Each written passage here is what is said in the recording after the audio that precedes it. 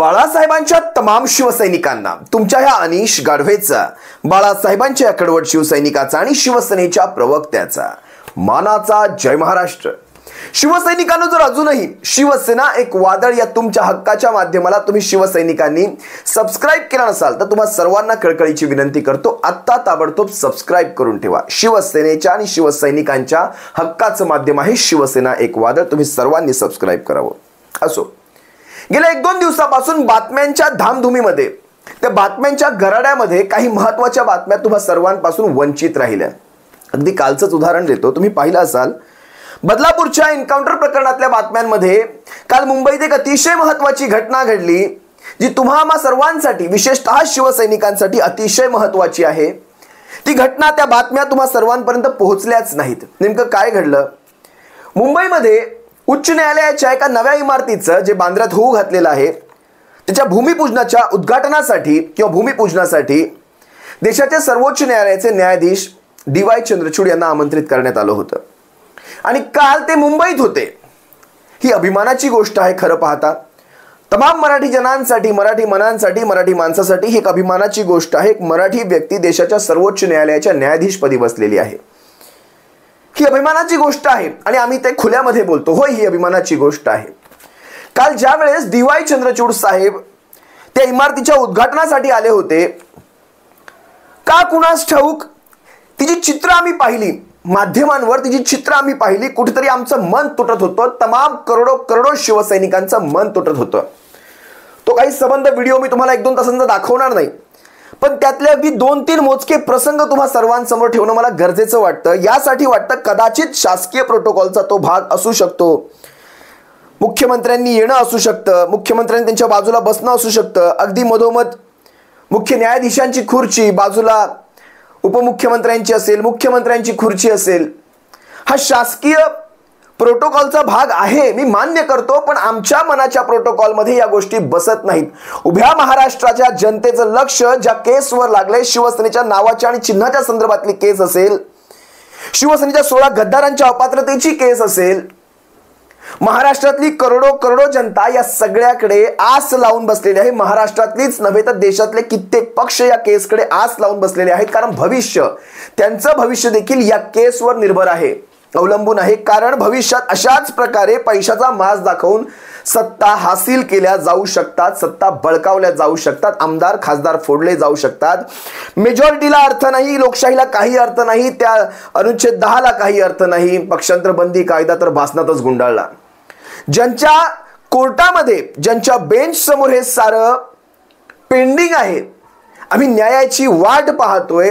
आता आपले न्यायाधीश नोव्हेंबर महिन्यात निवृत्त होत आहेत, पण तरी देखील कुठेतरी अजूनही आस आहे की या न्याय व्यवस्थेकडनं, अण्णाभाऊ साठेंच्या भाषेतली ती न्याय व्यवस्था वेगळीच आहे आणि त्याचा आम्हाला प्रत्यय येतोय। तुम्हा सर्वांना माहिती आहे अण्णाभाऊ साठे काय म्हणाले न्याय व्यवस्थेविषयी त्यावेळेस। ते सगळं आता सत्यात उतरताना दिसतंय। 14 मध्ये लोकशाही संपली, म्हणजे 14 मध्ये संविधान संपलं देशाचं आणि 22 मध्ये न्याय व्यवस्था संपली की काय, असा एक प्रश्न सर्वसामान्यांच्या मनामध्ये आता उद्भवू लागलेला आहे। ज्यांच्या समोर, ज्यांच्या कोर्टासमोर, ज्या व्यक्तीसमोर हे सारे प्रश्न पेंडिंग आहेत आणि त्यांच्याकडून त्यांच्या निवृत्तीच्या अगोदर या सगळ्याची सुनावणी होईल अशी भाबडी आशा आम्ही अजूनही मनामध्ये घेऊन चाललोय। त्यांनी तिथे कुणाच्या उपस्थितीमध्ये, जर हा एकदा व्हिडिओ पहा, कुणाच्या उपस्थितीमध्ये ते वावरत होते, हा व्हिडिओ पाहिल्यानंतर माझा कुठेही ते न्याय व्यवस्थेला कुठलाही प्रश्न नाही। कारण काय प्रश्न विचारणार तुम्ही? आम्ही कवडी मोल आहोत त्यांच्या समोर, आपली किंमत एका टिंबा एवढी देखील नाही या माणसांसमोर। पण ज्यावेळेस हे असे प्रसंग पाहायला मिळतात त्यावेळेस मात्र मन तुटतं। खरंच न्याय बघा, न्याय व्यवस्थेमध्ये गोष्ट आहे, न्याय होणंच गरजेचं नाही, प्रत्येक वेळी न्याय होताना दिसणं देखील गरजेचं आहे। न्याय होईल तेव्हा होईल, पण तो न्याय होतोय हे होताना दिसणं देखील तितकंच गरजेचं आहे। आम्हाला न्यायही मिळाला नाही, तो होताना दिसण्याची दूरपर्यंत सुतराम शक्यता नाही। जरा एकदा हा व्हिडिओ पहा, तुमचं देखील मन तिळतिळ तुटेल। पहा हा video. As a perennial activity,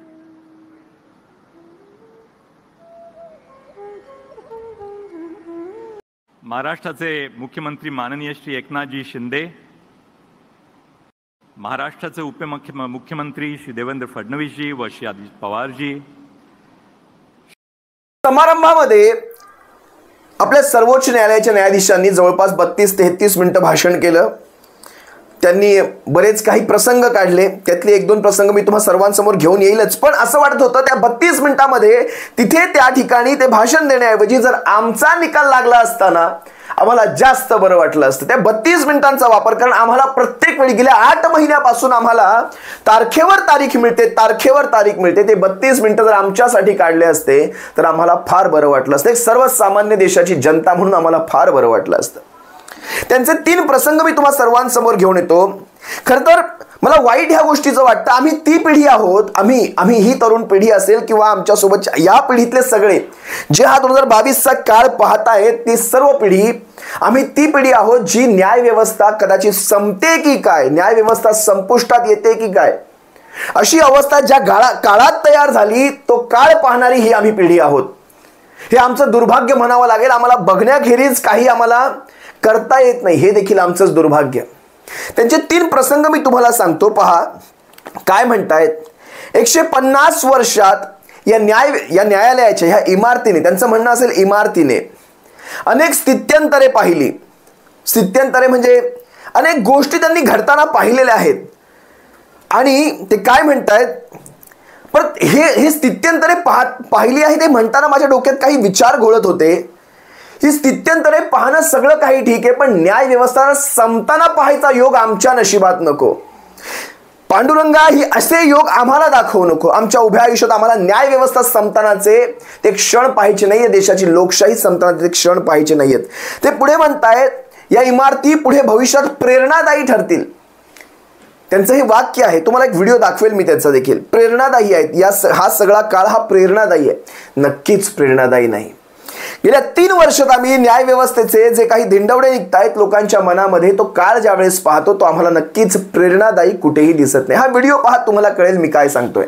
ही इमारत पुढील 100 वर्षाकरता पक्षकार, वकील मंडळी व न्यायाधीशांकरता एक उपयुक्त योगदान देणारी असेल. या तब्बल 150 वर्षाच्या इतिहासात अनेक स्थित्यंतरे आणि बदल या न्यायालयाने पाहिले. या कोर्टाचा लौकिक आणि इतिहास हा फारच दैदिप्यमान आणि प्रेरणादायी आहे. म्हणतायत कोर्टाचा इतिहास फारच प्रेरणादायी आणि दैदिप्यमान आहे. कदाचित असेल अगोदरचा, पण आताचा आम्हाला कुठेही प्रेरणादायी दिसत नाही, ज्यातून आम्ही स्फूर्ती घ्यावी असं काहीही दिसत नाही. त्यांनी दुसरा एक विषय काढला, दक्षिणेकडे पाठ फिरवू नका. आपण आता दक्षिणेतून उत्तरेकडे चाललो आहोत, पण दक्षिणेकडे पाठ वगैरे फिरवू नका. नंतर मी याचा अर्थ काढला तर असं लक्षात आलं की दक्षिणेमध्ये जुनं म्हणजे दक्षिण मुंबईमध्ये जुनं, आता मी मुंबई म्हणतोय, खरं तर त्यांच्या संपूर्ण भाषणामध्ये त्यांनी बॉम्बे ह्या शब्दाचा उच्चार केलेला आहे. मला टोचला कुठेतरी शब्द, मला ठाऊक आहे, तो देखील त्याच्या संविधानिकचा एक भाग येतो. कारण बॉम्बे हायकोर्ट असेल, बॉम्बे IIT असेल, किंवा मला वाटतं बॉम्बे स्टॉक एक्सचेंज असेल, या तिघांची नावं अजूनही बदलली गेलेली नाहीयेत. ही नावं अजूनही बॉम्बे आहेत. पण म्हणायला काय हरकत आहे, Mumbai stock exchange, Mumbai IIT, Mumbai high court, काय हरकत आहे. सरकारने नसेल बदललं पण आपण बोलू शकतो. असो, तो बॉम्बे शब्द देखील कानामध्ये टोचत होता. ते काय म्हणतात, दक्षिण मुंबईमध्ये, म्हणजे मला तो अर्थ मी लावला, दक्षिण मुंबईमध्ये जुनं कोर्ट आहे आणि आता नवीन कोर्ट उत्तरेमध्ये होत आहे, तर जुन्या कोर्टाकडे दुर्लक्ष नको. माझं तर साधं स्पष्ट म्हणणं आहे, अहो कोर्टाच्या इमारतींचं काय घेऊन बसला, ते न्यायाकडे दुर्लक्ष नको, हे शब्द आपल्याकडनं आले पाहिजे. न्यायाकडे दुर्लक्ष नको, तो न्याय महत्वाचा. या सगळ्यातून जे फलित प्राप्त होणार आहे ते न्यायाच आहे, तो न्याय दुर्लक्षित नको. नवीन इमारत उभारणीच्या निमित्ताने आपण दक्षिणेकडून उत्तरेकडे मार्गस्थ होत आहोत. मार्गस्थ होताना आपण पूर्णपणे दक्षिणेकडे आपली पाठ फिरवली जाईल असे होणार नाही, याची दक्षता घेणे तितकेच महत्त्वाचे आहे. चंद्रचूड साहेब म्हणतायत, theatre artist are often told that if they respect stage will respect them. म्हणजे रंगमंचावरचे ते कलाकार असतात, जे नाटककार असतात, चित्रपटसृष्टीतले असतील, ते कायम म्हणतात की तुम्ही त्या स्टेजचा सन्मान करा, स्टेज तर तुमचा सन्मान करेल. मीही तेच म्हणतो, त्या इमारतीचा सन्मान करा. ती इमारत कशासाठी बांधली गेली आहे त्या उद्दिष्टाचा सन्मान करा, तर ती इमारत तुमचा सन्मान करेल. देशाची जनता तुमचा म्हणजे मला समस्त न्याय व्यवस्थेला माझा हा प्रश्न आहे, कोणा व्यक्तीला नाही. theater artists are often told that if they respect the stage will respect them. आम्ही कधीही म्हटलं नाही आमच्या बाजूने न्याय झाला पाहिजे, आमच्या बाजूने निकाल लागला पाहिजे, पण कमीत कमी तो न्याय द्या तरी. जे सत्य आहे त्या सत्याच्या बाजूने न्याय करा. मग सत्य जिथे कुठे असेल त्या सत्याच्या बाजूने न्याय करा. आम्ही कधीही म्हटलं नाही जर शिवसेना आणि शिवसेनेची बाजू ही दुबळी असेल तर सांगा आम्हाला तुमचं चुकलंय आणि तुमचं हे चुकीचं आहे, शिवसेना खरी एकनाथ शिंदेंचीच आहे हे सांगा, आम्हाला सिद्ध करून दाखवा. ते आम्ही आहोत तयार. तुम्ही आहात का तयार न्याय देण्यासाठी? तुम्हाला तो न्याय पचणार आहे का? पहिली गोष्ट, आपण मराठीमधून भाषणाची सुरुवात केली, तो मराठी बाणा दाखवला, पण मराठी बाणा हा लढवय्या दृष्टीचा असतो. मराठी बाणा हा लढवय्या असतो. आपण सत्याला सत्य आणि असत्याला असत्य म्हणण्याची जर ताकद न्यायव्यवस्थेमध्ये असेल तर असली न्यायव्यवस्था काय कामाची? आणि आम्ही असल्या न्यायव्यवस्थेचं कुठे मुरलेलं लोणचं घालायचं? साधासा सवाल आहे माझा. सत्याला सत्य जर मला म्हणायची ताकद नसेल माझ्या मनामध्ये, आज आम्ही या सत्तांच्या या सगळ्या दुनियेच्या विरोधात उभे आहोत.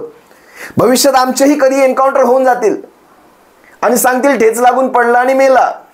इतकं सोपं आहे सांगणं, इतकं सोपं आहे सिद्ध करणं. ठेच लागली, अनिश गाढवेंना ठेच लागली आणि पडले आणि मेले, इतकं सोपं आहे. आज आम्ही सरपे कफन बांधून चालतो कारण मराठी आहोत आणि आमच्यात तो लढवय्या गुण आहे. सत्याला सत्य, असत्याला असत्य म्हणण्याची ताकद आमच्यामध्ये आहे. हे उगाच नाही आम्ही म्हणत. आणि आम्ही घेतो शिवसेनेची बाजू, आम्ही उघडपणे घेतो. होय, आम्ही उघडपणे घेतो आणि मरते दम तक करते रहेंगे. बाळासाहेबांना तो शब्द दिलाय. होय बाळासाहेब, आम्ही आहोत या शिवसेनेच्या रक्षणासाठी आम्ही आहोत. ह्या न्यायालयांमध्ये जरी तो निकाल नाही लागला तर आमच्या मनाच्या न्यायालयांनी केव्हाच निकाल दिलेला आहे. शिवसेना म्हणजे ठाकरे आणि ठाकरे म्हणजे शिवसेना. असो, त्या विषयात मी पुन्हा जात नाही.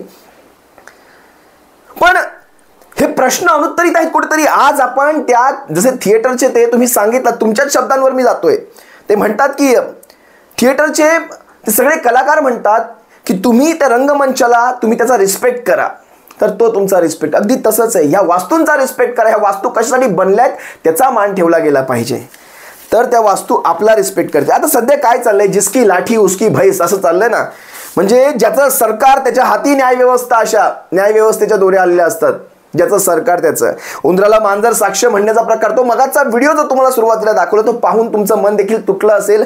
कशा प्रकारे बाजूला बसवलं गेलं. म्हणजे ज्या व्यक्तीला आपण अनाधिकृत म्हणून सांगितलं, अनाधिकृत नेता म्हणून तुमच्या 145 पानांमध्ये सांगितलं, त्याच व्यक्तीला माननीय एकनाथ शिंदे वगैरे म्हणण्याची पाळी जर आपल्यावर येत असेल तर काय म्हणायचं या सगळ्या गोष्टीला? मला खरंच, माझा हा प्रश्न कुणालाच नाही, पण हे माझ्या मनाला मी हा प्रश्न करतो की खरंच ही न्याय व्यवस्था भविष्यात आपल्याला न्याय देणार आहे का?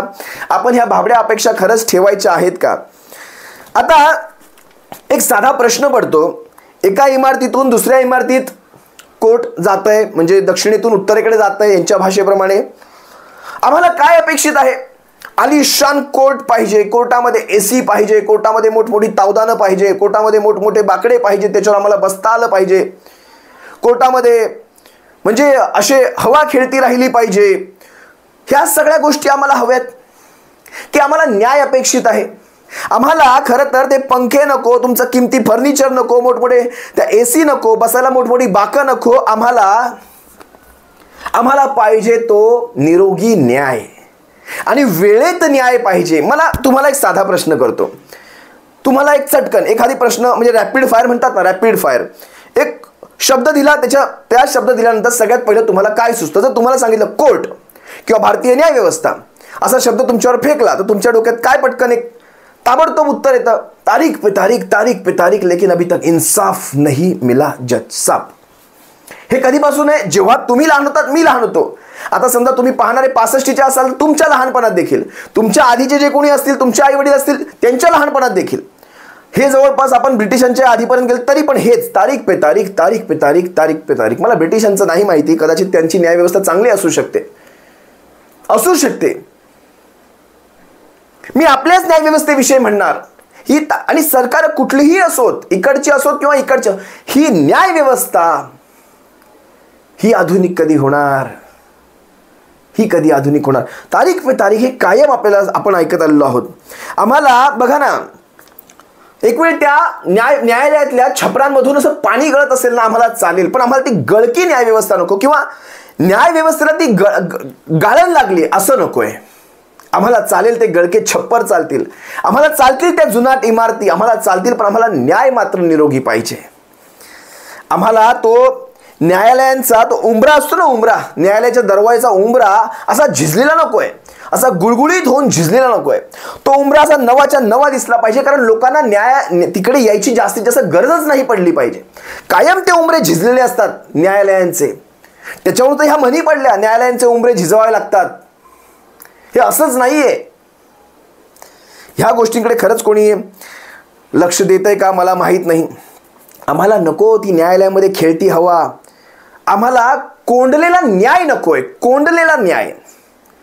माझं म्हणणं तुमच्या लक्षात आलं असेल, मी जास्त या विषयाला खेचत नाही. आता जे सरकार असंवैधानिक आहे त्यांच्यासोबत बसून आपण माननीय म्हटलात, आम्हाला खरंच वाईट वाटलं. आम्हाला आपला अभिमान आहे, आम्हाला DY चंद्रचूड साहेबांचा अभिमान आहे, पण आम्हाला हे जेव्हा माननीय म्हटले त्यांना आम्हाला खरंच वाईट वाटलं. ते राम शास्त्रीजी प्रभूने गेली 2 वर्ष आम्ही तुम्हाला देखील याच ठिकाणी मानतोय, अजूनही मानतोय. भविष्यातलं माहीत नाही, पण अजूनही तुम्हाला त्याच ठिकाणी मानतोय. तुमचा आम्ही सन्मान करतो. उद्धव साहेब आता आकांताने सांगतायत न्याय होईल, पुढच्या 40-50 वर्षामध्ये आपल्या बाबतीत न्याय होईल. जेव्हा एखादी व्यक्ती इतक्या पराकोटीला जाऊन जेव्हा अशा प्रकारची स्टेटमेंट करते, त्यावेळेस त्यांच्या मनात काय गोष्टी चालल्या असतील. अरे तुमचा माझा साधं बघा ना, आपल्या बांधाचा एखादा कोपरा जरी उकरला गेला ना, तरी आपण तिथे हाणामाऱ्या करतो. बांधाचा, शेताच्या बांधाचा. इथे यांचा अख्खा पक्ष घेतला गेला, अगदी वडिलांसकट सगळं घेतलं गेलं. वडिलांचे फोटो चोरले गेले, नाव चिन्ह पक्ष वडील सगळं चोरलं गेलं. आणि कोर्टात जिथे आपण ज्यावेळेस उभा आहे, म्हणजे माणसाने संयम दाखवला. जर तो संयम सोडला असता तर त्यावेळेस त्याची एक तत्काळ दखल घ्यावी म्हणून अशा केसेस चालवल्या गेल्या असत्या. संयम दाखवला, त्याची ही शिक्षा मिळाली आपल्याला. लक्षात घ्या, गेली 2 वर्ष आपण पाहतोय तारखांवर तारखा, तारखांवर तारखा, तारखांवर तारखा. गेली 8 महिन्यात तर एकही तारीख पडली नाही. 8 महिन्यात एकही तारीख पडलेली नाही. तारीख पे तारीखच चालू आहे. पुढे मी तुम्हाला सांगतो, मराठीमधून भाषण झालं, मराठी बाणा दाखवला, पण जाता जाता साहेब आम्हा तमाम महाराष्ट्रातल्या सर्वसामान्य मराठी जनतेची इच्छा तुम्हा सर्वांकडनं आहे की हा निर्णय द्या, ह्या घटनाबाह्य सरकारच्या बाबतीत निर्णय द्या. आणि जाता जाता आमच्या नजरेत जो तुमचा मान आहे तो मान तसाच जिवंत राहू द्या. अगदी माफक अपेक्षा करतो आम्ही तुमच्याकडनं. जाता जाता कृपया ही गोष्ट करा. ज्यांना घटनाबाह्य तुम्ही म्हटलात त्यांच्याच बाजूला तुम्ही बसू कसे शकता, हा प्रश्न आमच्या मनात अजूनही येतोय. खरं तर असं वाटतं कधी कधी न्यायच अपात्र झालाय का, म्हणजे आमदार अपात्र वगैरे सोडा, न्यायच अपात्र झालाय का, न्याय व्यवस्थाच अपात्र झाली आहे का, हे अनेक प्रश्न मनामध्ये. तर आपण बाबासाहेबांचं नाव घेतलात, मी आता ते भाषण पूर्ण दाखवलं नाही, पण त्यांनी बाबासाहेबांचं नाव घेतलं. बाबासाहेबांची खरंच लोकशाही राहिली आहे का, अनेक प्रश्न मनामध्ये येतात, अनेक प्रश्न. बाबासाहेबांची लोकशाही संपवली. 2014ला संविधान संपलं, मी मगाशी सांगितलं, आणि 22ला न्याय व्यवस्था संपलेली आहे आणि येत्या काही दिवसात लोकशाही देखील संपेल.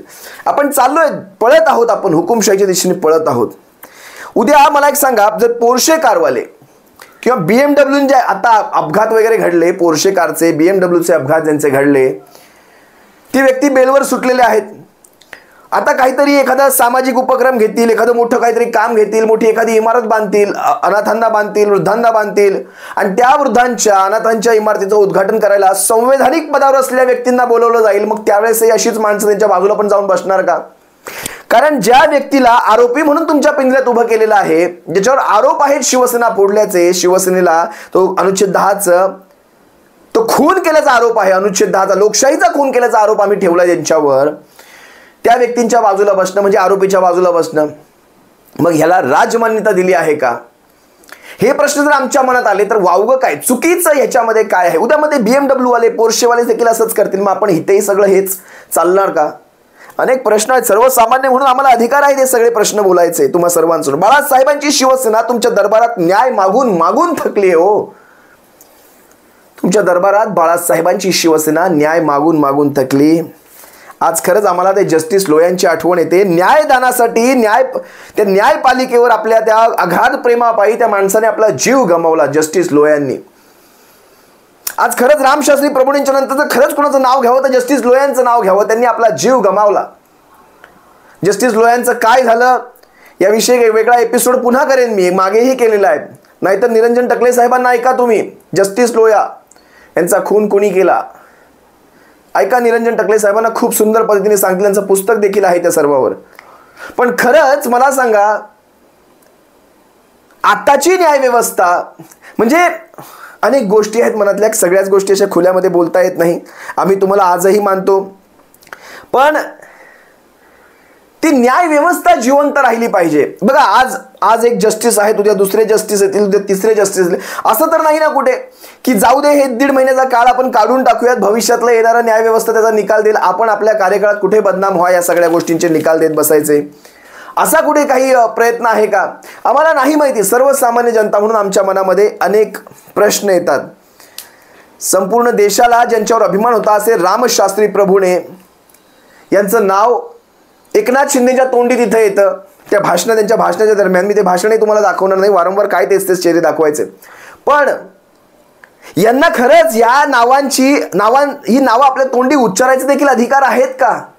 एकनाथ शिंदेच्या तोंडी रामशास्त्री प्रभूंचं नाव म्हणतात, त्यांना अभिमान वाटत असेल वगैरे वगैरे, काय त्यांची ती विधानं होती. अभिमान इमारतीचा नसतो हो, अभिमान ते बांधलेल्या इमारतींचा नसतो. ते काय म्हणाले एकनाथ शिंदे त्या संपूर्ण भाषणामध्ये की आम्ही याव इमारती बांधल्या, आम्ही त्याव इमारती बांधल्या.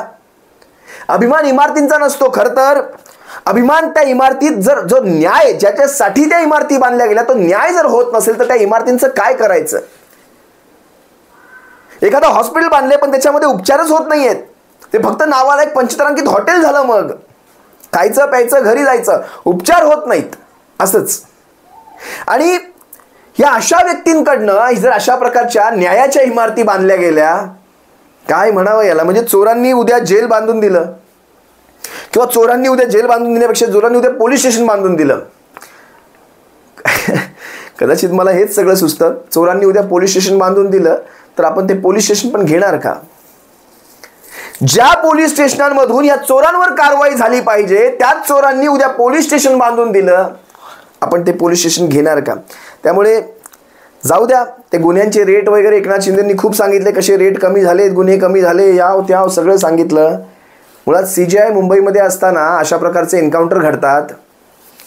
हा खरं तर न्यायव्यवस्थेचं अपयश आहे, न्यायव्यवस्थेचं हे फेल्युअर आहे, हे स्पष्ट सांगतो. आणि काही गोष्टी आम्ही खुल्यामध्ये सांगतो. असो, जे असेल ते असेल. शिवसेनेच्या बाबतीतली ही दुसरी सुनावणी झाली. पहिली सुनावणी तिकडे गणपतीमध्ये मोदींच्या बाबतीत झाली आणि ही दुसरी सुनावणी झाली असंच मला वाटतं कुठे कुठे. भविष्यात पाहूयात कशा प्रकारे आपल्या बाबतीत न्याय घडतोय. अजूनही आम्ही अपेक्षा ठेवून चाललोय की होईल पुढच्या 1-1.5 महिन्यात, जोपर्यंत DY चंद्रचूड साहेब आपल्याकडनं फार अपेक्षा आहेत आणि आपल्याकडनंच आमच्या बाबतीत न्याय होऊ शकतो अशी अजूनही आम्हा शिवसैनिकांची असेल, सर्वसामान्य महाराष्ट्र जनतेची असेल एक भाबडी अपेक्षा आहे.